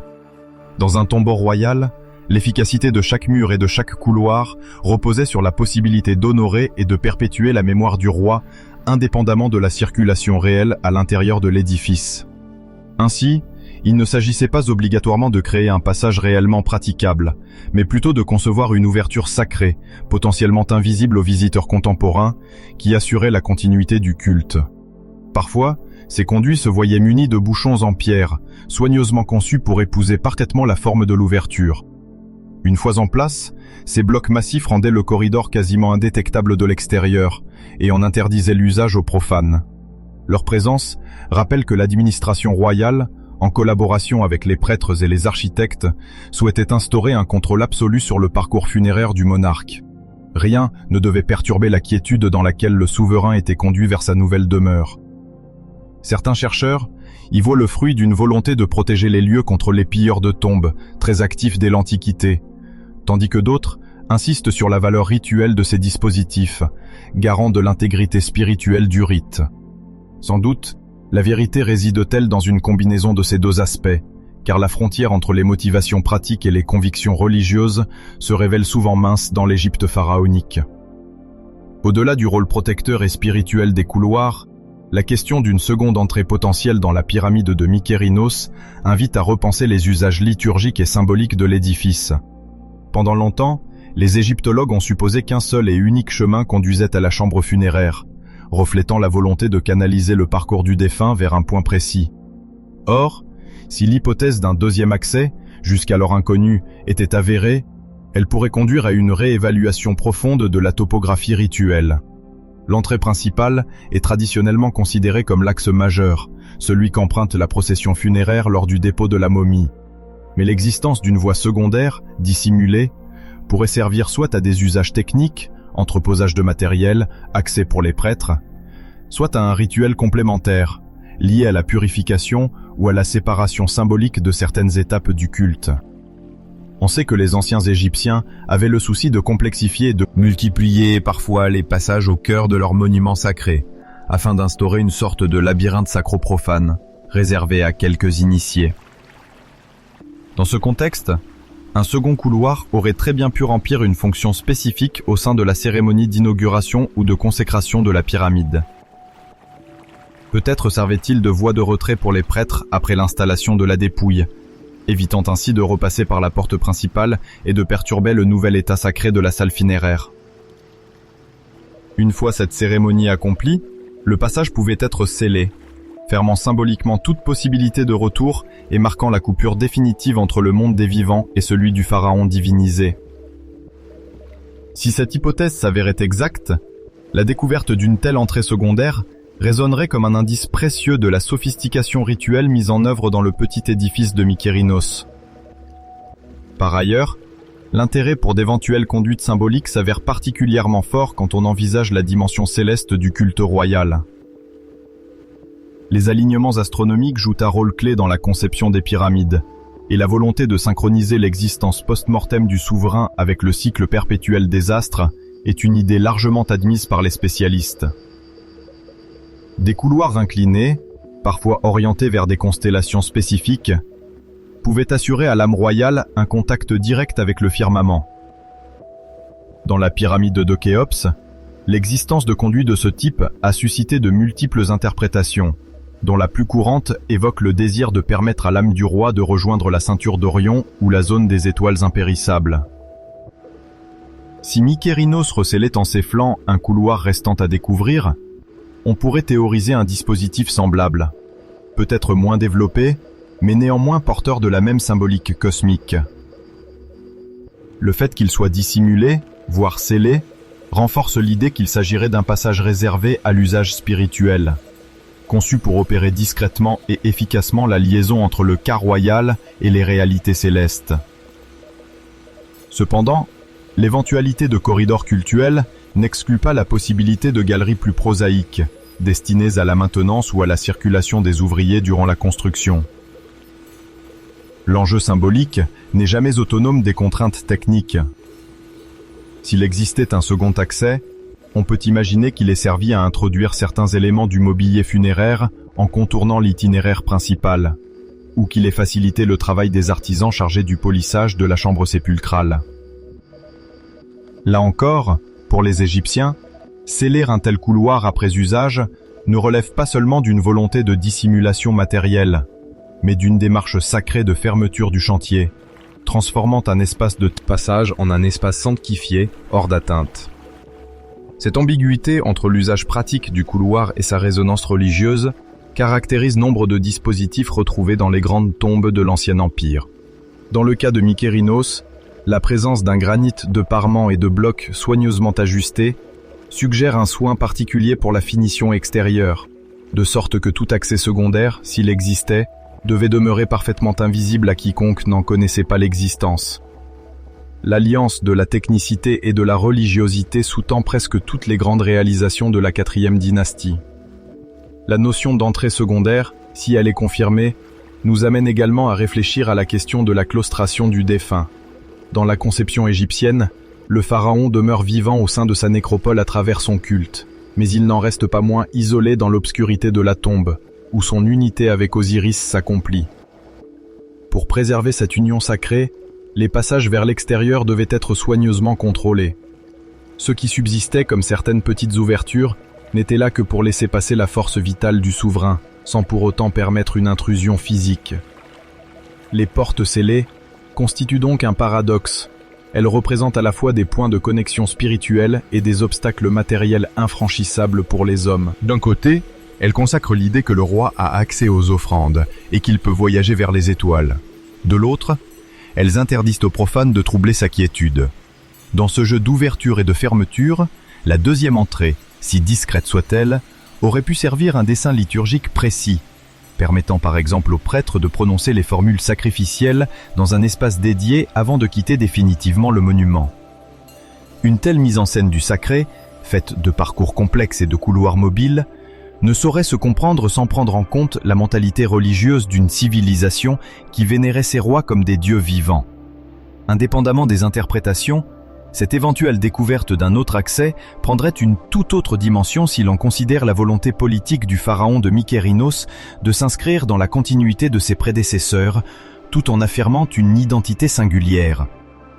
À l'époque de la 4e dynastie, la monumentalité des pyramides était au service d'une idéologie royale, manifester la puissance du souverain tout en garantissant sa pérennité dans l'au-delà. En aménageant un dispositif supplémentaire, fût-il un simple escalier ou un couloir étroit, Mykérinos pouvait vouloir se distinguer subtilement de Khéops et de Képhrène, tout en reprenant leur programme architectural. Le fait même que les archéologues d'aujourd'hui s'échinent à en retrouver la trace témoigne de l'efficacité de la dissimulation voulue à l'époque. Cela confirme également que nos connaissances sur ces monuments, pourtant étudiés depuis des siècles, continuent d'évoluer face aux prouesses de la technologie moderne. À l'heure où les mesures scan et la myographie révèlent des cavités insoupçonnées, il apparaît évident que chaque volume vide ou chaque porte fermée a pu jouer un rôle dans le grand théâtre funéraire. On doit ainsi imaginer que ces éléments, loin d'être de simples artefacts, constituaient des messages explicites ou cryptés à l'intention des prêtres, des dieux et peut-être même du roi défunt lui-même dans son cheminement vers l'au-delà. L'éventualité que certaines galeries aient été bouchées avant même l'achèvement total du monument met en lumière la fonction progressive et rituelle du chantier. Les Égyptiens utilisaient parfois l'expression « ouvrir la bouche » pour décrire un rituel permettant aux défunts de respirer et de parler dans l'autre monde. De la même façon, on peut imaginer que la fermeture d'un passage, à un moment solennel, actait la fin d'une étape du culte, un peu comme on scelle un pacte sacré pour l'éternité. Le terme même de « deuxième entrée » ne doit pas conduire à l'idée qu'il s'agissait d'un espace secondaire dans la hiérarchie symbolique de la pyramide. Au contraire, la duplication de l'accès principal peut attester d'un souci extrême de préserver un parcours initiatique strictement réservé à certains officiants. Nombre de rites funéraires se déroulaient en marge de la grande cérémonie publique et nécessitaient un lieu d'exécution plus discret ou moins accessible. Dès lors, un tel accès participerait d'une orchestration maîtrisée, dans laquelle chaque groupe de participants, prêtres, courtisans, ouvriers, aurait disposé de sa propre voix, conformément aux exigences du protocole sacré. La scellure finale s'appliquait alors avec la même rigueur, fermant définitivement l'espace concerné et garantissant que les gestes accomplis entre ces murs resteraient à jamais secrets. Les implications d'une telle découverte sont multiples. D'abord, elle soulignerait la complexité du programme de construction de Mykérinos, montrant qu'il ne s'agissait pas seulement d'une version moins massive de la pyramide de Khéops, mais bien d'une œuvre originale, intégrant des idées novatrices. Ensuite, elle revisiterait l'idée qu'aucune « surprise » n'était possible dans un monument pourtant plus petit et réputé mieux connu que ses voisins. Enfin, elle encouragerait les égyptologues à se pencher davantage sur la notion de porte bloquée ou de couloir scellé, qui reste un champ largement ouvert pour l'interprétation. Compte tenu de l'importance du symbolisme funéraire pour l'identité royale, chaque espace, chaque ouverture, chaque scellé revêt une fonction précise dans l'économie spirituelle de la pyramide. Même si nous ne pouvons plus retracer avec exactitude les gestes rituels, il nous reste la possibilité d'analyser les indices matériels et de les confronter à ce que nous savons des croyances égyptiennes. Au final, comprendre la raison d'être de ces portes closes et de ces éventuels conduits revient à s'interroger sur la nature même du pouvoir pharaonique et sur la relation privilégiée qu'entretenait le roi avec l'univers invisible. Les textes des pyramides, gravés quelques générations plus tard, évoquent déjà la montée du souverain vers les astres, la conquête d'une place parmi les dieux et la nécessité de franchir des barrières parfois fermées par des divinités gardiennes. Or, dans un cadre monumental, ces mêmes principes prenaient forme par des corridors, des bouchons de pierre et des faux passages.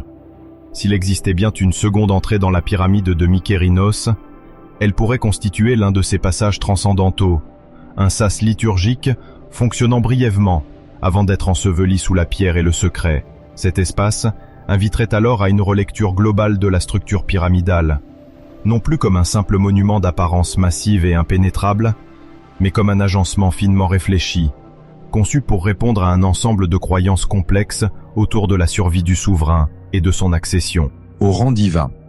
En définitive, la découverte d'un accès supplémentaire, scellé et invisible depuis des millénaires, serait une preuve supplémentaire de la richesse conceptuelle qui sous-tendait la construction de la moindre paroi dans les tombes royales. Reliée étroitement au rite d'accès, à la claustration sacrée et à la topographie du complexe, cette possibilité de deuxième entrée signale la sophistication de la pensée égyptienne, où chaque pierre cache une histoire et chaque porte, fût-elle fausse ou murée, dessine les contours d'un univers spirituel d'une prodigieuse profondeur. Toutefois, il importe également de souligner que l'idée même de sens, dans un tel contexte, ne se limite pas à une simple fonction utilitaire. En effet, l'Égypte antique faisait cohabiter des dimensions rationnelles et sacrées, si étroitement imbriquées qu'il est parfois difficile de trancher entre l'acte religieux et l'exigence technique. Ainsi, un conduit censé relier la chambre funéraire à l'extérieur pouvait tout autant servir à aérer l'espace qu'à offrir un passage spirituel. De la même manière, une porte scellée pouvait constituer une puissante barrière contre les intrus, tout en symbolisant l'étape définitive du voyage du roi vers l'au-delà. Cette dualité se reflète dans la manière dont les archéologues analysent aujourd'hui ces éléments. Faut-il y voir un héritage de savoir-faire ingénieux destiné à prolonger la vie du monument ou, au contraire, la manifestation d'une cosmogonie sophistiquée où chaque ouverture incarne un passage de l'âme vers un autre plan d'existence? La cohabitation de ces deux interprétations enrichit profondément notre compréhension du rôle multifonctionnel de la pyramide, qui n'est ni seulement une tombe, ni seulement une prouesse technique, mais un véritable pont entre le visible et l'invisible. Lorsque les chercheurs abordent les différents blocages et dispositifs d'obturation, ils essaient souvent de déterminer à quel moment précis de la construction ils ont été mis en place. Il arrive que certaines pierres de fermeture aient été installées très tôt, voire dès les premières phases d'érection des couloirs, alors que d'autres semblent avoir été positionnées juste avant la fin des travaux. Cette chronologie interne, quoique complexe à reconstituer, peut éclairer la logique rituelle qui a conduit à prévoir une seconde entrée ou un passage voué à être condamné. Plus le scellé est précoce, plus il suggère que l'espace concerné n'était pas destiné à un usage prolongé pendant et après le chantier. À l'inverse, un blocage tardif peut signifier que le couloir a servi activement jusqu'à la dernière étape, par exemple pour le transport d'objets lourds ou pour des rituels d'ultime consécration. Le fait de placer le bouchon final sur ce chemin, à la veille de la fermeture définitive du complexe, témoignerait alors peut-être du caractère très particulier du rituel de passation entre la vie terrestre du souverain et son immersion dans la sphère divine. Au plan strictement religieux, on pourrait concevoir que la deuxième entrée joue un rôle encore plus caché, à l'image de ce que l'on retrouve dans certaines tombes thébaines de la vallée des rois, des siècles plus tard, où subsistent parfois des passages occultes à l'intention de la barque solaire ou pour assurer la renaissance du défunt. Bien avant ces développements thébains, l'Ancien Empire jetait déjà les bases d'une statuaire et d'une architecture tournée vers l'union du roi avec les cycles cosmiques. Dans cette perspective, on ne serait pas surpris de découvrir, dans la pyramide de Mykérinos, un boyau d'accès secondaire qui aurait pu être réservé à un culte spécifique, soigneusement dérobé au regard. Une telle structure aurait permis de mener certaines cérémonies propitiatoires à des moments jugés opportuns, malgré la fermeture officielle des autres accès. Ainsi, même une fois le monument achevé et le parcours principal obstrué, il resterait un étroit canal par lequel transitaient des offrandes plus discrètes, adressées directement à l'esprit du pharaon. De surcroît, la taille plus réduite de la pyramide de Mykérinos, comparée à celle de Khéops et de Képhren, peut avoir encouragé des solutions architecturales moins monumentales, plus subtiles. Cela n'enlève rien à l'ambition globale du projet, ni à la richesse symbolique qui l'habite. La sobriété relative du monument ne diminue pas pour autant l'importance du culte royal qui s'y rattachait. Au contraire, la volonté de marquer l'espace funéraire d'un sceau plus personnel pourrait avoir poussé Mykérinos à choisir un schéma unique, intégrant des couloirs scellés ou des portes inaccessibles au commun des mortels. De la même façon, l'emploi intensif du granit à la base de la pyramide et dans son temple funéraire montre un souci esthétique et spirituel de réunir des matériaux nobles, symbole peut-être du caractère inaltérable de la royauté et de son lien indéfectible avec les dieux. Dans cette optique, le rôle d'un éventuel passage scellé revêtirait une dimension encore plus marquante, puisqu'il s'inscrirait dans une véritable scénographie royale où chaque détail compte et où chaque choix d'ingénierie a sa résonance mythique. Une autre facette de la question concerne l'accès au corps du roi de la part de la communauté sacerdotale. On sait que durant l'Ancien Empire, la pratique de l'offrande funéraire, consistant à déposer périodiquement des aliments et des liquides, était essentielle pour maintenir la survie spirituelle du défunt. Bien souvent, ces offrandes étaient déposées dans un temple funéraire attenant, pourvu de salles de culte et d'autels. Pourtant, il est permis de penser que certains rites plus confidentiels se déroulaient près ou dans la chambre sépulcrale elle-même, nécessitant qu'un chemin demeurât accessible, fût-il difficile à emprunter. Toutefois, une fois la période initiale de mise en place du culte révolue, ce passage devenait obsolète et pouvait être définitivement bloqué pour consacrer l'aspect intangible du tombeau. Si l'on applique cette théorie à la pyramide de Mykérinos, l'existence d'un second accès, scellé à un moment précis, coïnciderait avec la fin d'une phase rituelle jugée cruciale pour assurer la transformation du pharaon en un être divin au sein de la postérité. En fin de compte, l'hypothèse d'une seconde entrée dans la pyramide, qu'il s'agisse d'un long couloir ou d'une courte galerie, nous conduit à considérer la pyramide non plus comme un simple monument monolithique, mais comme un espace vivant, modulé au fil des cérémonies et adapté aux besoins symboliques, spirituels et politiques du souverain. Les portes scellées, souvent perçues comme de simples mesures de prévention contre le pillage, se situent en réalité au carrefour de multiples significations. Défense du sanctuaire, cloisonnement rituel, préservation d'un espace divin, canal vers les astres. Elles constituent un rappel frappant que le langage architectural pharaonique s'insinue autant dans des détails apparemment fonctionnels que dans les aspects les plus visibles de la pyramide.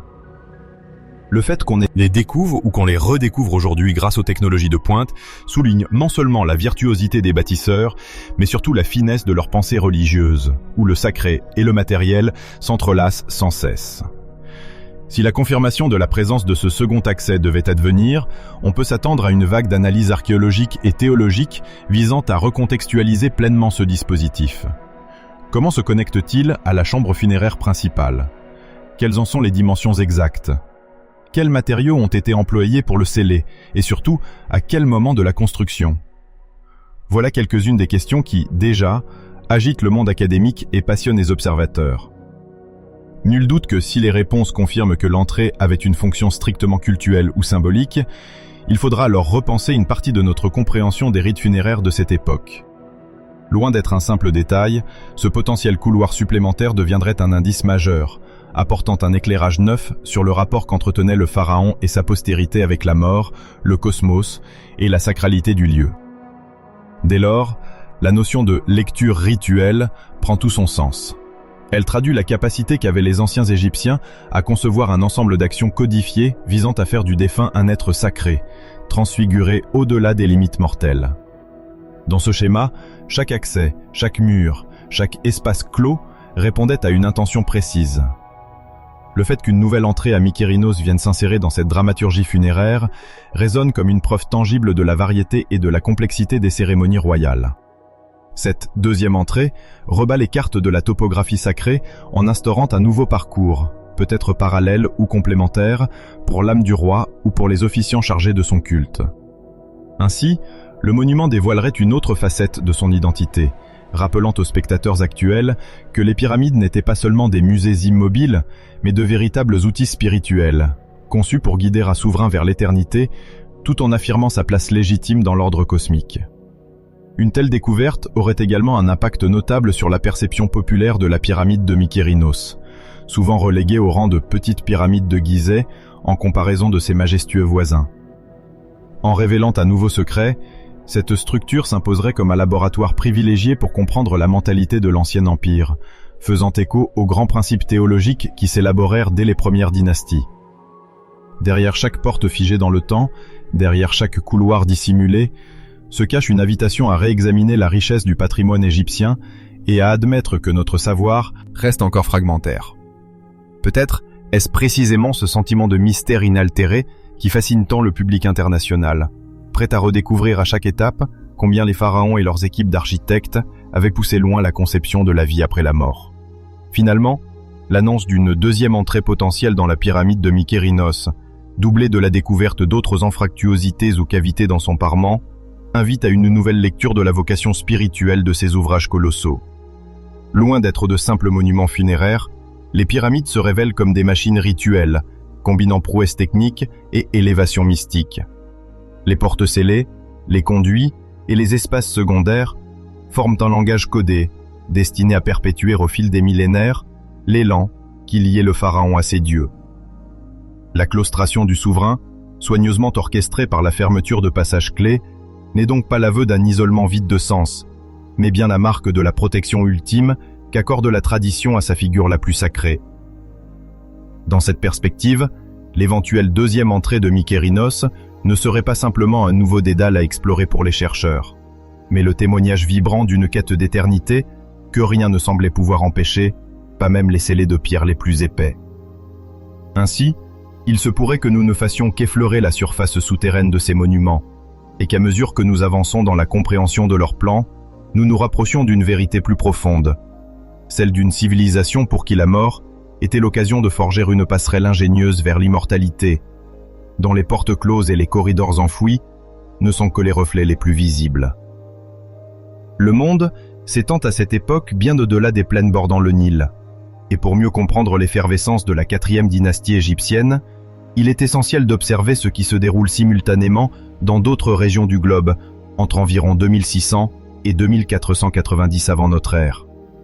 Dans le sud de la Mésopotamie, qui correspond aujourd'hui à une partie de l'Irak, la période dite du dynastique archaïque III voit la montée en puissance de plusieurs cités-États.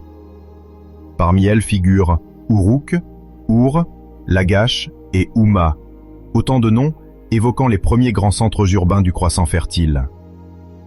Ces villes disposent alors d'institutions bien structurées, souvent dominées par une combinaison de pouvoirs palatiaux et de cultes religieux pratiqués dans des temples imposants. L'écriture cunéiforme, déjà inventée depuis plus d'un siècle, se trouve largement utilisée pour tenir les registres administratifs, commercer et consigner de nombreuses données relatives aux offrandes, aux taxes et aux actes de pouvoir. Les archives sur tablettes d'argile constituent ainsi le pilier de l'organisation bureaucratique. En dépit de ces progrès administratifs et de la prospérité globale de la région, des rivalités surgissent régulièrement entre cités, ce qui donne lieu à des conflits frontaliers menés par les dirigeants locaux. De nombreuses cités s'enorgueillissent de victoires militaires. Toutefois, les grandes stèles consacrées à ces campagnes deviendront plus visibles durant les périodes suivantes. Pour l'heure, la culture urbaine se développe, portée par une agriculture sur des sols irrigués et par des courants commerciaux existants entre les cités, et l'organisation sociale s'affermit autour des élites politiques et religieuses. Si l'on se déplace vers la Méditerranée orientale, on découvre également un panorama de cités et d'îles dont la prospérité résulte de l'essor du commerce maritime. Entre l'Égypte et la côte du Levant, des liens étroits se tissent à travers l'échange de bois précieux et de résines aromatiques. La ville de Byblos, située sur l'actuel littoral libanais, joue un rôle important à cet égard, car elle dispose de forêts de cèdres dans son arrière-pays et sert depuis longtemps de plaque tournante pour l'approvisionnement de l'Égypte. Cette dernière a besoin de vastes quantités de bois de construction et de résine pour certains usages rituels et funéraires, car les forêts sur son propre territoire sont rares. À la même période, les cultures insulaires de la mer Égée, notamment dans les Cyclades, souvent désignées par culture cycladique de l'époque cycladique II, connaissent un développement artistique remarquable. Les Cyclades produisent des objets en marbre, comme les fameuses idoles cycladiques, qui témoignent d'un savoir-faire poussé dans la sculpture. Pendant ce temps, la Crète se trouve en phase pré-palatiale, aussi appelée époque minoenne ancienne 1-2. Les populations locales y pratiquent déjà la navigation de cabotage, échangent des produits agricoles et entretiennent des liens avec l'ensemble de la mer Égée, jetant les fondations d'une civilisation minoenne qui s'épanouira plus tard à travers l'édification de grands palais.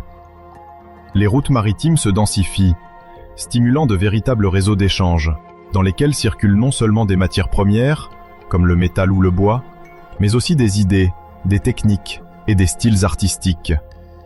Cette dynamique, bien que souvent moins documentée que les grands chantiers égyptiens, contribue à façonner un univers culturel méditerranéen en pleine gestation, dans lequel se croisent des navigateurs audacieux et des artisans spécialisés. En regardant plus au nord, on atteint l'Anatolie, correspondant à l'essentiel de la Turquie actuelle, et les rivages de la mer Égée plus orientale.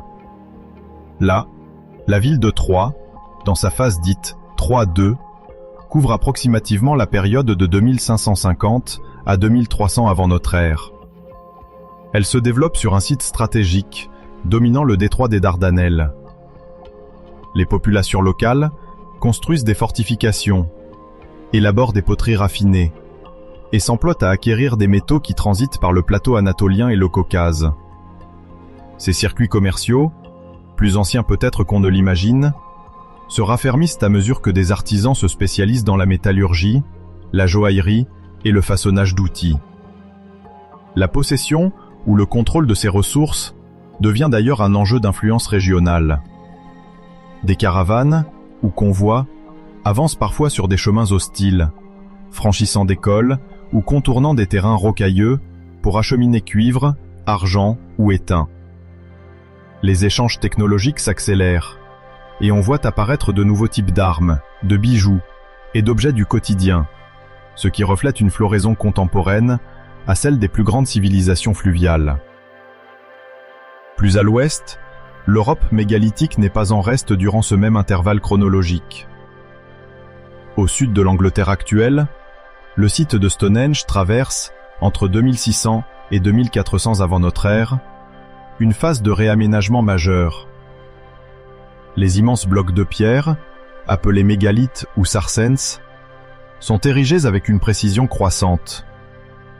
Les cercles et les alignements reflètent des connaissances astronomiques et architecturales plus élaborées qu'on ne le supposait parfois. Les pierres bleues, en partie transportées depuis les montagnes du pays de Galles, témoignent de la persévérance des bâtisseurs pour obtenir des matériaux spécifiques, jugés rituels ou symboliquement forts. Cette période d'intense construction n'est pas circonscrite à Stonehenge. À travers l'Europe atlantique, on repère d'autres grands centres cérémoniels encore actifs, où des tongs en cairn, des alignements de menhirs ou des cromlechs servent de point de rassemblement à des populations dispersées. Les réseaux d'échange incluent même la circulation d'obsidienne, de silex ou d'ardoise, démontrant une volonté de capter des ressources lointaines. Des études révèlent en outre que des populations se déplacent sur des distances assez considérables, favorisant l'émergence de coutumes communes tout en conservant des particularités régionales. On n'y observe pas, au sens strict, de grandes cités-États, comme en Mésopotamie, mais plutôt des communautés plus modestes, capables de se mobiliser lors de chantiers collectifs impliquant plusieurs villages. Le Sahara, à cette époque, se modifie sur le plan climatique. Depuis 1000 ans déjà, l'aridification progressive transforme d'anciens pâturages en zones sablonneuses ou rocailleuses. Cette mutation écologique force de nombreuses communautés humaines à se déplacer, souvent en direction de la vallée du Nil, où l'eau demeure disponible et où les possibilités agro-pastorales restent plus favorables. C'est l'un des facteurs qui explique la concentration de population autour des grandes cités du royaume d'Égypte.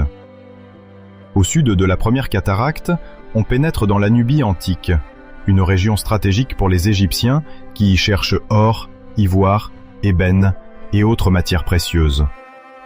Vers 2500 avant notre ère, on voit en Nubie l'émergence du complexe culturel de Kerma, précurseur de ce qui deviendra un puissant royaume nubien dans les siècles suivants. Ce centre prospère grâce à sa position sur le couloir du Nil, car il contrôle une part des échanges circulant entre l'Afrique subsaharienne et l'Égypte. Les éleveurs, commerçants et artisans de Kerma entretiennent ainsi des relations, parfois pacifiques, parfois conflictuelles, avec leurs voisins du Nord, créant un maillage d'interactions culturelles qui influence durablement la région.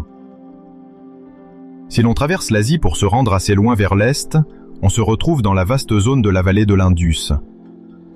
À partir des environs de 2600 avant notre ère, la civilisation harapéenne entre graduellement dans sa phase dite mature, durant laquelle les principaux sites urbains, tels que Mohenjo-Daro et Harappa, prennent de l'ampleur.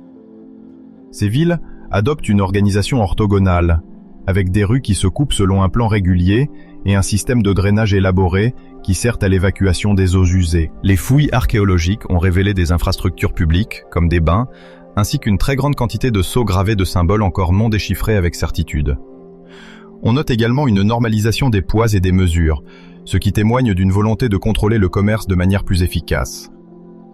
De plus, ces populations nouent des contacts lointains, puisque des objets issus de la vallée de l'Indus se retrouvent parfois dans le golfe d'Oman, et plus rarement en Mésopotamie. L'ensemble suggère une économie dynamique, soutenue par l'agriculture des plaines fertiles et par un artisanat perfectionné, travail des perles, poterie, métallurgie. Bien que nous ignorions encore beaucoup de détails sur cette civilisation, elle correspond dans le temps aux grandes réalisations égyptiennes et réunit un savoir-faire probablement comparable dans certains domaines. En remontant de l'Indus vers le nord, on atteint la steppe eurasiatique, cette immense étendue de plaine s'étirant de l'Europe de l'Est jusqu'aux confins de l'Asie centrale. Les populations qui y vivent, souvent nomades ou semi-nomades, ont développé des technologies de domestication du cheval et de l'usage de chars rudimentaires. Vers 2600 avant notre ère, on voit la fin de la culture dite de Yamnaya, l'une des composantes majeures de la steppe. Les gens se déplacent sur de vastes territoires, emportant avec eux leur bétail, des outres d'eau et des tentes légères. Ils s'adaptent à des parcours saisonniers et profitent de pâturages disséminés. Cette mobilité favorise la diffusion à grande échelle de pratiques nouvelles dans le domaine du metalworking, travail des métaux, de la poterie, ainsi que dans la sphère culturelle et linguistique. Certains archéologues considèrent que les ancêtres des locuteurs de familles indo-européennes étaient associés à ces mouvements de population. Dans ces plaines, le fait d'atteler un cheval ou un bœuf pour tracter un chariot rudimentaire constitue déjà un progrès marquant, car cela facilite le transport de biens et de personnes. Des tombes courganées, imposants tumulus funéraires, abritent parfois les restes de guerriers et de bétail, reflétant l'importance du rang et la distinction sociale au sein de ces sociétés. Si l'on regarde plus loin d'encore vers l'Est, la Chine n'est pas en reste. Durant une large période étendue, de 3000 à 1900 avant notre ère, se développent les cultures qu'on regroupe sous le nom de Longshan, présentes principalement dans le bassin du fleuve Jaune.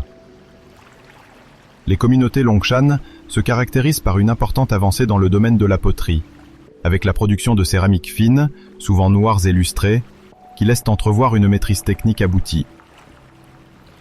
L'organisation de certains villages ou proto-cités suggère l'apparition d'une hiérarchie sociale plus nette, visible dans les différences de richesse funéraire et dans la construction d'enceintes défensives.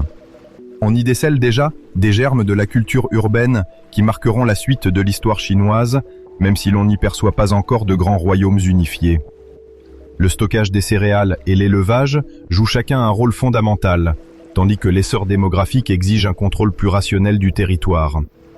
Dans certains cas, des objets rituels et ornementaux, tels que les jades finement travaillés, confirment l'existence d'une élite, peut-être religieuse ou noble, qui s'affirme dans la sphère du pouvoir. Même si les sources écrites fiables n'apparaîtront que plus tard en Chine, l'archéologie indique une consolidation de structures sociales et la mise en place d'artisanats sophistiqués qui peuvent être comparés, quant à leur complexité, à ce que l'on observe dans la vallée du Nil et dans le croissant fertile au même moment. Au-delà de l'Ancien Monde, on ne saurait ignorer qu'au même moment, sur le continent américain, s'érichent également des œuvres monumentales.